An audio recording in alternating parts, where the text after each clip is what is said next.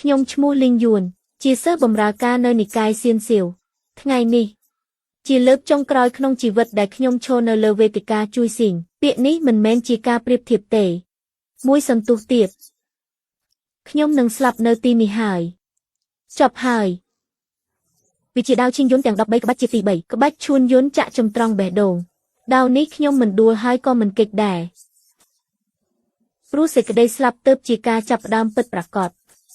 ប្រកួតជាមួយគេនេះមិនមែនទៅស្លាប់ទេតើអ្នកណាហ៊ានឡើងទៅមានតែមនុស្សឈួតទេទើបហ៊ានឡើងលីងយួនមកយឺតហើយហេតុអ្វីមិនរងចាំខ្ញុំចិត្តរលាយអស់ហើយ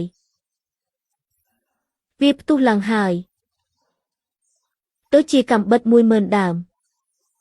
ចាក់ទម្លុះចូលមកក្នុងពេលតែមួយចាប់ពីថ្ងៃនេះទៅទីនេះមានឈ្មោះថានិកាយឈ្វានឈៀវជាកន្លែងដែលខ្ញុំផ្ទាល់ជាអ្នកអសាងជាកន្លែងដែលខ្ញុំផ្ទាល់ជាអ្នកបំផ្លាញហើយពេលនេះគឺជាជាតិទី9ដែលបង្កើតឡើងដោយគ្រូយេវ៉េង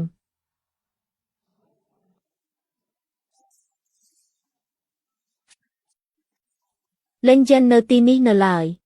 កម្រិតធម្មពលនៅត្រឹមនេះ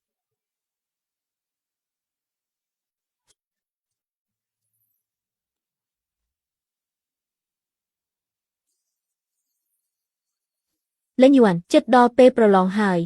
ឯងកំពុងតែគិតអ្វីហ្នឹងក្រោកឡើងឆាប់ឡើងឯង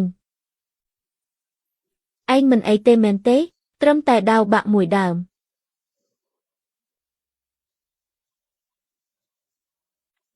មានអ្វីឲ្យមើលទៅស្នាមដាវទាំង9ចំណុចចាប់ផ្ដើមស្នាមកងតូចល្អិតនោះគឺដូចគ្នាទៅនឹងកាលពី10000ឆ្នាំមុនពេលដែលចាប់កាន់ដាវក្នុងជាទី1ស្នាមដៃដែលបានឆ្លាក់ទុកគឺដូចគ្នាបេះបិទស្នាមត្រាស្ថាបនិកនៃនិកាយឈ្វានឈៀវស្ដាប់ទៅដូចជាមិនមែន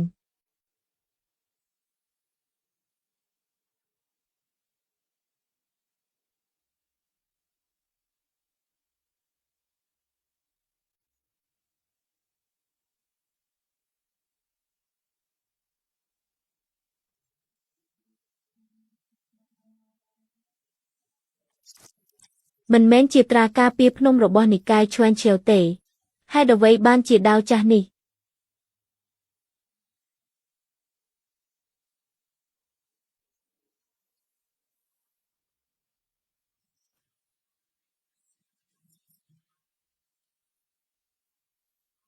បញ្ចេញពន្លឺបែបនេះឬថាឆ្នាំនេះគេទទួលតែ3%ប៉ុណ្ណោះ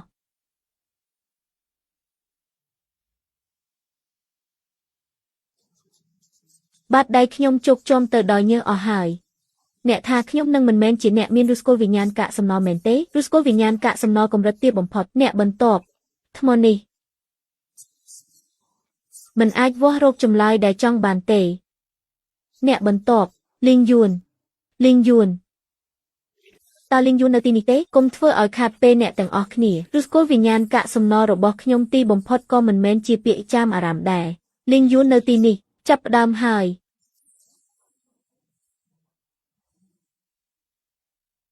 លីងយួនឬក៏វិញ្ញាណកាកសំណល់កម្រិត4កម្រិតទាបបំផុត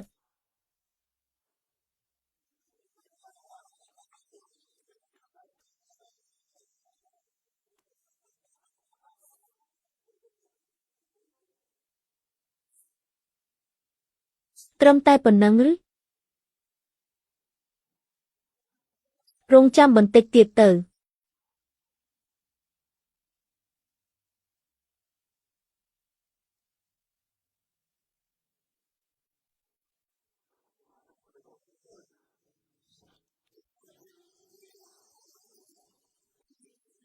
បានទៅខាត់ហើយតើវាអាចទៅរួចយ៉ាងម៉េចទៅថ្មនេះមិនអាចវាស់រកឫសគល់វិញ្ញាណកម្រិតខ្ពស់បានទេវាមិនស័ក្តិសមទេតើជាឫសគល់វិញ្ញាណអ្វីទៅទេសសាករបស់ក៏ធ្វើរួចហើយដែរមិនដែលឃើញការទេសសាករបស់ទេតើវគ្គទី2ជាអ្វីជំរាបសួរលោកប្រធានគឺការជែកដេញដោលអំពីធម៌ប្រធានបទគឺតើអ្វីទៅជាការយល់ឃើញពីធម៌ការជែកដេញដោលអំពីធម៌ល្អខ្ញុំចង់ឃើញណាស់តើអ្នកដែលមកស្លាប់លើកនេះជានរណាឲ្យពិតប្រាកដវគ្គទី2ការជែកដេញដោលអំពីធម៌សិស្សក្រុមបន្ទាប់ចូលក្នុងវិហារវគ្គទី2ការជែកដេញដោលអំពីធម៌សិស្សក្រុមបន្ទាប់ចូលក្នុងវិហារសេះផ្កាឈូកខ្ញុំធ្លាប់ជួបលោកគ្រូធំហើយភាពវឹកវរនិងភាពចាស់ទុំ អ្នកឃើញគឺទៅតែឃើញអ្នកបញ្ជាក់គឺទៅតែជួបអ្នកឃើញគឺឃើញតែភ្លឺខាងក្រោយនោះជាអ្វីទៅតែជួបគឺជួបលោកគ្រូធំយកដល់ការបញ្ជាក់ក៏មិនដឹងថាមានពេលណាដែលយកទៅប្រកាសដែរខ្លួនឯងកំពុងទន្ទិញអ្វីមនុស្សប្រុសទន្ទិញបានប៉ុណ្ណឹងក៏ល្អហើយយល់ហើយអ្នកណាគេនឹងលឿនម្លេះតើខ្ញុំអាចដោះលែងស៊ីនយូបានទេខ្ញុំតាមដានរឿងនេះអស់10ជំពូកហើយតែមិនដែលបានឃើញអក្សរទាំង8នោះមុខមាត់យ៉ាងណាឡើយអ្នកបន្ទាប់លីនយួន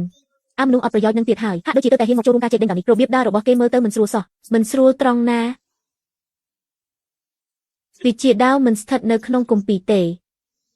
គេមិនធ្វើតាមការបង្រៀនទេវិជាដាវមិនស្ថិតនៅក្នុងគម្ពីរទើបវាលីនយួនមែនទេខ្ញុំចាំអ្នកបានមានឫសគល់វិញ្ញាណ4ប្រភេទហើយមានភាពក្លាហានដែលគួរឲ្យចាប់អារម្មណ៍ជាងឫសគល់វិញ្ញាណតែមួយទៅទៀតចុះអ្នកប្រាប់មកមើលតើវិជាដាវស្ថិតនៅណាស៊ីអើកុងស្ដាប់សិស្សប្អូនលីននិយាយចុះនៅពេលដែលអ្នកដកដាវចេញតើអ្នកហ៊ាននិយាយពាក្យនេះ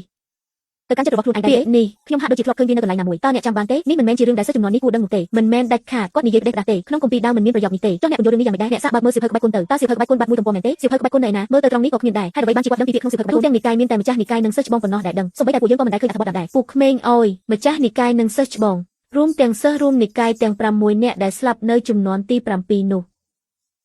ស្ងាត់មាត់ទាំងអស់គ្នាការពីការប្រកួតធំរបស់និកាយលើកមុនពេលគាត់ជួបគូប្រកួតកម្រិតជីនតានដំណាក់កាលចុងក្រោយនោះគឺមានទឹកមុខបែបនេះឯងគួរឲ្យចាប់អារម្មណ៍ណាស់គួរឲ្យចាប់អារម្មណ៍មែនលោកគ្រូហ៊ានរឿងដែលល្អបំផុតគឺ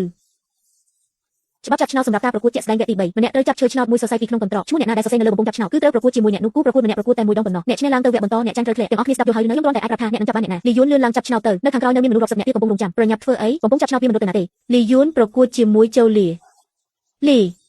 ហ៊ីយ៉ា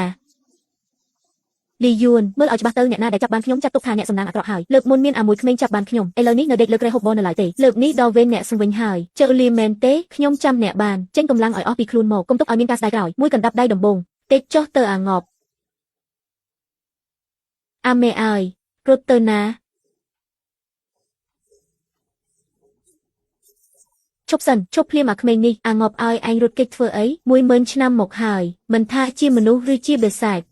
ពេលដកដង្ហើមត្រង់ក្រោមឆ្អឹងជំនី3ធ្នាប់តែងតែជាចំណុចខ្សោយបំផុត3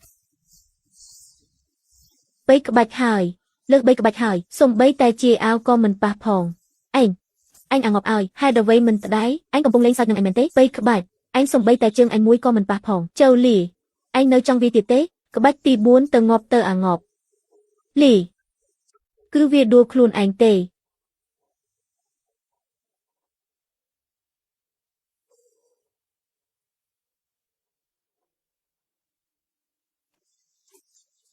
មិញនេះ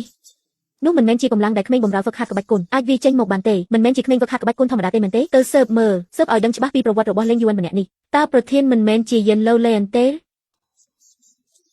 ទៅស៊ើបមើលស៊ើបឲ្យដឹងច្បាស់ពីប្រវត្តិរបស់លេងយួនម្នាក់នេះការប្រឡងវគ្គទី3អ្នកបំរើលេងយួនឡើងមកអ្នកបំរើគេពិតជាមានដើមកំណើតជាអ្នកបំរើមែនអ្នកបំរើគេច្បាស់ជាអ្នកបំរើពិតមែនចុះគេឈ្នះយ៉ាវលៀនបានដោយរបៀបណាលេងយួន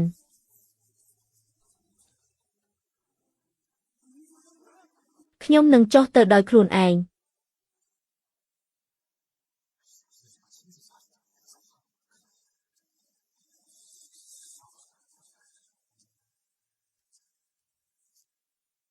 លេងយួនអ្នកឈ្មោះលេងយួនមែនទេលេងដែលមានន័យថាឈើពីរហើយយួនដែលមានន័យថាជ្រុះបាទលេងយួនខ្ញុំនឹងចងចាំឈ្មោះអ្នកលេងយួន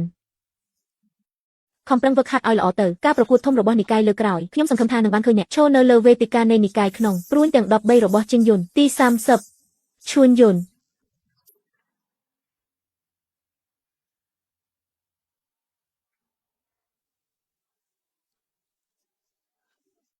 លេយួនកុំទៅអីខ្ញុំទៅរកការងារធ្វើអ្នកកុំទៅណាពេលដែលមនុស្សម្នាក់នោះត្រូវបានគេសែងចេញមកកាលពីលើកមុនខ្ញុំបានទៅមើលអ្នកម៉ាក់មានតែអ្នកម្នាក់គត់មិនអីទេរ៉ាវហ៊ីវលេងដៃក៏គ្រាន់តែជាសត្វចម្លែកកម្រិត5មួយប៉ុណ្ណោះខ្ញុំធ្លាប់ឃើញធំជាងនេះទៅទៀតអ្នកមើលចុះមិនមែនដោះស្រាយបានហើយឬតើពេលណាទើបចេញដំណើរអ្នកទើបតែនិយាយអ្វីលេយួនអ្នកល្ងងមែនអ្នកនៅសួរទៀតថាពេលណាទើបចេញដំណើរអ្នកមិនគួរនិយាយថាទេគួរតែបោះបញ្ជាការផ្ទៃនោះត្រឡប់ទៅវិញគួរតែរត់ទៅបើអ្នកមិនទៅក៏គ្មានអ្នកណាបង្ខំអ្នកបានដែរអ្នកគិតថាខ្ញុំខ្លាចអ្នកទៅស្លាប់អ្នកមិនដឹងទេថាការទទួលយកនេះមានន័យយ៉ាងណាចំពោះខ្ញុំវាជាមនោសញ្ចេតនារបស់សត្វចម្លែកវាជាការហើឲ្យខ្ញុំត្រឡប់ទៅផ្ទះពីសំណាក់អ្នកជំនាន់ក្រោយរបស់មិត្តចាស់ នៅលើផ្ទៃជញ្ជាំងថ្មពណ៌ក្រហមពោពេញដោយស្នាមកោះពីក្រញាំសត្វចម្លែករាល់ស្នាមទាំងអស់សុទ្ធតែលាតសន្ធឹងពីមាត់រូងឡើងទៅលើដើម្បីបិទបាំងនៅពីលើមាត់រូងមានផ្សែងពណ៌ខ្មៅស្រអាប់ហូរចេញមកមិនដាច់នោះគឺជាឧស្ម័នពុលដែលបញ្ចេញពីក្នុងរូងមកកាន់បន្ទប់ដកដង្ហើមនៅលើដីមានស្នាមកោះរឹងពណ៌ខ្មៅស្រអាប់រាយប៉ាយផ្ទៃខាងលើមានសភាពដូចជារលកហូរវាជាស្នាមដែលកើតឡើងពីការរលាយដោយកម្ដៅហើយត្រជាក់វិញដដែលនៅលើផ្ទៃដីទាំងមូលគ្មានអ្វីរស់រានមានជីវិតឡើយសូម្បីតែស្រមោចក៏មិនហ៊ានចូលមកជិតតំបន់នេះដែរខ្ញុំនៅត្រឹមនេះទេមិនចូលទៅខាងក្នុងឡើយទោះស្លាប់ក៏មិនចូលទៅដែរសិស្សប្អូនលីនបាត់ដៃបានប្រាប់ហើយអ្នកត្រូវតែចូលទៅក្នុងចិនស៊ូដើម្បីពិនិត្យមើលបញ្ជីសំណាញ់យ៉ាងណាក៏ខ្ញុំបានប្រាប់អ្នករួចហើយដែរអ្វីដែលនៅសល់គឺខ្សែបន្ទាត់នេះបើជន់លើវាគឺមានតែស្លាប់គាត់ប្រហែលជាគិតថាខ្ញុំនឹងរត់ចោលចាប់ពីថ្ងៃនេះទៅអ្នកគឺជាអ្នកការពារភ្នំដ៏ស័ក្តិសិទ្ធិរបស់និកាយសៀនសៀវចងចាំឲ្យច្បាស់បន្ទាប់ពីនេះបើឃើញស្នាមបាត់ដៃនេះគឺស្មើនឹងឃើញខ្ញុំផ្ទាល់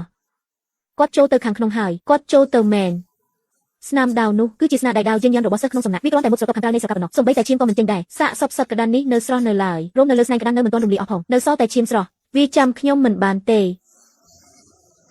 កាលពី10000ឆ្នាំមុនពេលដែលបុកបរោះរបស់ឯងទើបតែញ៉ាស់ចេញពីពងបាននិយាយមកកាន់ខ្ញុំថាបើឃើញសញ្ញាដៃនេះគឺស្មើនឹងឃើញខ្ញុំដែរបើឯងមិនចាំក៏មិនអីដែរហ្វែនរបស់ឯងបានចាំជំនួសឯងហើយខ្ញុំបានស្គាល់អក្សរធម្មពលនៅលើរង្វង់យន្តនោះសម្បកពងរបស់បុកបរោះវាមានឆ្លាក់អក្សរដូចគ្នានេះដែរអក្សរទាំងនេះមាននៅក្នុងកូដមាសរាល់ពេលញ៉ាស់ចេញមកពួកគេតែងតែឃើញលំនាំពណ៌មាសទាំងនេះទោះបីជាមិនស្គាល់មុខមាត់ទាំងនេះក៏ដោយប៉ុន្តែពួកគេចងចាំអក្សរទាំងនេះស្គាល់ហើយមែនទេកុំខំខ្ញុំអីណាខ្ញុំជួយមើលពងរបស់ឯងបន្តិចទៅកុំភ័យអីខ្ញុំគ្រាន់តែមកមើលពងរបស់អ្នកប៉ុណ្ណោះអ្នកទើបតែពងរួចរាងកាយនៅខ្សោយខ្ញុំមិនធ្វើបាបអ្នកទេអ្នកហិតមើលទៅតើខ្ញុំមានក្លិនសម្លាប់ដែរឬទេកាលនោះឆៃថងបានបញ្ជូនកូនសម្ព័ន្ធឆៃអនយេទៅកាន់ហ្វូងពោះតូចក្នុងភ្នំកាយវិការនេះមិនមែនជាក្បាច់គុណឬមន្តអាគមអ្វីឡើយអ្នកណាដែលឃើញសញ្ញានេះគឺសុទ្ធតែជាមិត្តរបស់កូនសម្ព័ន្ធវូជីដូនជីតារបស់អ្នកស្គាល់កាយវិការនេះតាំងពី10000ឆ្នាំមុនមកម្លេះធម្មពលវិញ្ញាណនៅមាននៅឡើយកុំភ័យអីវាបាននឹកឃើញហើយមិនមែននឹកឃើញដោយខួរក្បាលទេគឺដោយសារសែនដែលចងចាំកាយវិការនេះនៅក្នុងឈាមការដែលឆៃថងបែងចែកធម្មពលវិញ្ញាណគឺគាត់បានបញ្ជូនកូនសម្ព័ន្ធរបស់គាត់ទៅកាន់ហ្វូងពោះតូចនៅភ្នំខេងវូដំណើររបស់អ្នកទាំងអស់គ្នាគឺមកពីភ្នំឈួនឆេលហ្សងវូគឺដោយសាររឿងចៃដន្យនេះឯង10000ឆ្នាំក្រោយមកទើបមានចម្ងាយ10000លីពេលនោះវាបានរីកសាយភាយនៅលើសម្លៀកបំពាក់មួយថ្ងៃក្រោយមកក៏រីកសាយភាយដល់10000លី10000លីធម្មពលវិញ្ញាណមិនបានបោះបង់ចោលឡើយអ្នកណាដែលឃើញសញ្ញានេះគឺសុទ្ធតែជាមិត្តរបស់កូនសម្ព័ន្ធវូគឺជាមរតកដ៏ធំធេងរបស់បុកបរោះអ្នក6តួអក្សរកំពុងតែចងនៅត្រង់នេះក្បាលមួយដែលកំណត់ដោយក្បាច់មាសលើព្រៃក្រាស់ទាំង3គឺជាត្រាធម្មពលដែលខ្ញុំផ្ទាល់ដៃបានបោះត្រាទុកកាលពី10000ឆ្នាំមុនមាត់របស់វាបានបើកចេញទាំងស្រុងហើយមែនហើយបែបនឹងឯងកុំខ្លាចអីខ្ញុំមិនធ្វើបាបអ្នកទេក៏មិនធ្វើបាបពងរបស់អ្នកដែរកំហឹងរបស់វាមិនមែនត្រូវបានបង្ក្រាបទេគឺវាបាត់ទៅវិញដោយខ្លួនឯងវាអន់ក្បាលចុះក្រោមគឺដោយស្ម័គ្រចិត្តយកកន្លែងដែលងាយរងគ្រោះបំផុតមកដាក់ក្នុងបាតដៃរបស់ខ្ញុំធម្មពលកាលពី10000ឆ្នាំមុននៅតែមានមិនបានជួបគ្នាយូរហើយណា10000ឆ្នាំហើយពួកអ្នកនៅតែយាមនៅទីនេះទៀតលំបាកអ្នកហើយបានហើយកុំមកត្រដោះអីអ្នកចេះអាជាងបុកបរោះរបស់អ្នកទៅទៀតពងរបស់អ្នក3គ្រាប់នៅលើសម្បកពងនេះមួយសុទ្ធតែមានក្បាច់ធម្មពលរងចាំពេលដែលពួកវាញ៉ាស់ចេញមកពួកវានឹងក្លាយជាអ្នកវិញហើយមានលំនាំពណ៌មាសដូចអ្នកដែរធម្មពលវិញ្ញាណនេះនឹងបន្តហូរទៅមុខទៀតវានេះជារឿងមិនអាចទៅរួចទេសត្វចម្លែកកម្រិត5មួយនេះមានកម្លាំងដល់ថ្នាក់មាសសូម្បីតែសិស្សក៏មានដែរវាគ្មានផ្លូវមកនៅក្បែរអ្នកបម្រើធម្មតាទេតើវាជាអ្វីទៅវាជាកាយវិញ្ញាណ9វិញវាបានបាត់បង់តាំងពីសម័យស្ថាបនិកកម្លេះខ្ញុំធ្លាប់ឃើញអក្សរយ៉ាងនេះនៅក្នុងគម្ពីរចាស់មិនអាចទៅរួចទេសត្វចម្លែកកម្រិត5មួយជីតុងម៉ាងមានកម្លាំងដល់ថ្នាក់មាសវាគ្មានផ្លូវមកនៅក្បែរអ្នកបម្រើធម្មតាទេតើកាយវិការដៃដែលគេធ្វើនោះជាអ្វីវាជាកាយវិញ្ញាណ9វិញជាវិជាធម្មពលវិញ្ញាណរបស់ស្ថាបនិកក្នុងពិភពអ្នកមួយទាំងមូលគ្មានអ្នកណាស្គាល់អក្សរយ៉ាងនេះទេគ្មានអ្នកណាអាចធ្វើបានទេខ្ញុំគឺជារូបគេមិនក៏អាចទៅរួចទៅ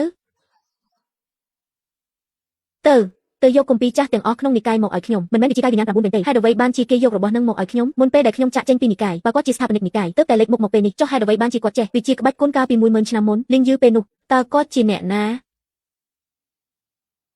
ាក្របថ្នាំ3គ្រាប់នៅលើសម្បកគ្រាប់ថ្នាំនីមួយសុទ្ធតែមានក្បាច់រចនាពណ៌មាស10000ឆ្នាំហើយរហូតដល់ខែ7ឆ្នាំនេះគ្រាប់ថ្នាំទាំង3គ្រាប់នៅល្អណាស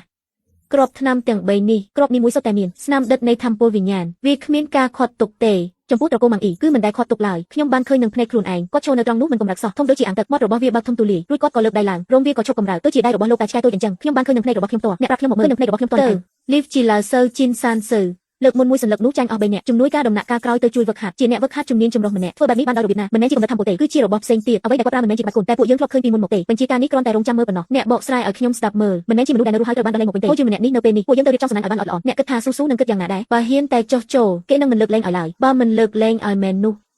សៀវធានយាយខ្ញុំបានជួបគេដោយសារតែសម្ភារៈទាំងនោះរឿងរ៉ាវទាំងពីរនេះយើងនឹងគិតគូរគ្នាម្ដងមួយលោកប្រធានចុះបើខ្ញុំឲ្យគេទៅស៊ើបមើលថាគេប្រើក្បាច់គុណអ្វីឲ្យប្រកាសទៅស៊ើបទៅគ្រប់យ៉ាងដែលតាក់ទងនឹងគេអ្នកទៅយកអបាយការត្រួតពិនិត្យមករបស់ដែលគេមានមុនពេលចូលនិកាយឲ្យគេទៅស៊ើបនៅភូមិយេហ៊ូក្រោមភ្នំឈីងយុនក្នុងរយៈពេល3ថ្ងៃខ្ញុំត្រូវតែដឹងថាគេជាអ្នកណាឲ្យប្រកាសបើគេមិនមែនជាមនុស្សខ្ញុំក៏ត្រូវតែដឹងដែរថាគេជាអ្វីឲ្យប្រកាសអ្នកណាគេនៅទីនោះចេញមកប្អូនប្រុសយកជ្រៅបែបនេះហើយតើផ្លូវម្នាក់ឯងឬថ្មបិសាចនៃជាទី7របស់ដែលខ្ញុំកំពុងតាមរកក៏ជាអាវុធបិសាចនេះដែរឈីជីអូមីវាស្ថិតនៅលើខ្លួនរបស់គេយើងនឹងរកឃើញវាគេប្រកាសជាមានអាវុធបិសាចនៅលើខ្លួនគាត់មិនមែនជាមាជនយូមីទេក្មេងប្រុសម្នាក់នេះ ថ្ងៃនេះកំពុងរៀននៅសាលាថៅម៉ង់តុងអ្នកបានប្រើសៀវភៅយិនឈីកាលពីប៉ុន្មានឆ្នាំមុនសៀវភៅសួនយូមិនទាន់គ្រប់គ្រាន់បានជួយសង្គ្រោះមនុស្សម្នាក់សិស្សដែលរៀនក្បាច់គុនទាំងអស់តើចេះបានដោយរបៀបណារកបានក្បាច់គុនដ៏អស្ចារ្យបែបនេះតើអ្នកដឹងរឿងនេះមកពីណាប្អូនប្រុសទៅហាត់ក្បាច់ឈីតែបែរជាអាចបញ្ចេញក្បាច់